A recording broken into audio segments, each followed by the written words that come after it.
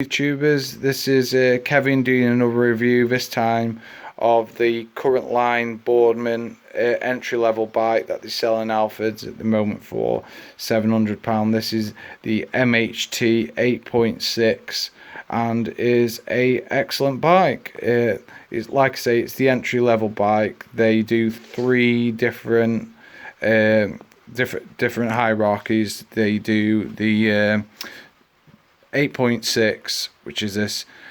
This comes in two different colours as well. I think they do a yellow version of it, but I'd stay away from that.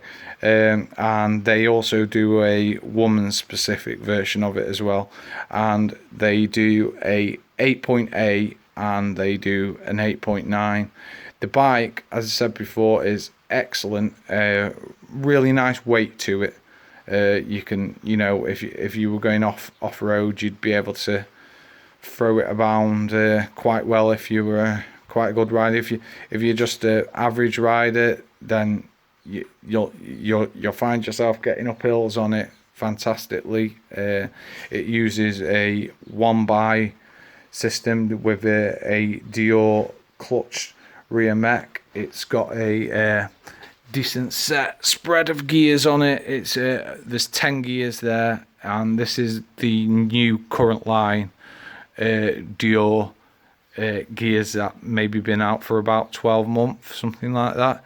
It's the M6000 range, and it's got the clutch there.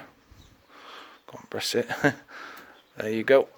That's for taking your wheel on and off, so you can push the mech forward. Like I say, it doesn't have a mech on the front. It uses a 1x system, and this is a 42 tooth cassette. The brakes are probably the worst bit of the bike, with not having the power there for some reason. They have a nice shaped lever, and they feel okay, but you just don't want to stop you quite as fast as you like. But you can buy a cheap set of Shimano's nowadays for around about 40 quidish. Maybe if you go a little bit dearer than that, you'll get a top set of Shimano's. But it shouldn't be much trouble to the cables stay outside the bike, so there's no problem throwing a new set of brakes on there. The forks are suntour. Now, don't let anybody worry you that they're suntour forks, because they're radion forks. I've had multiple sets of them. They are bomb proof.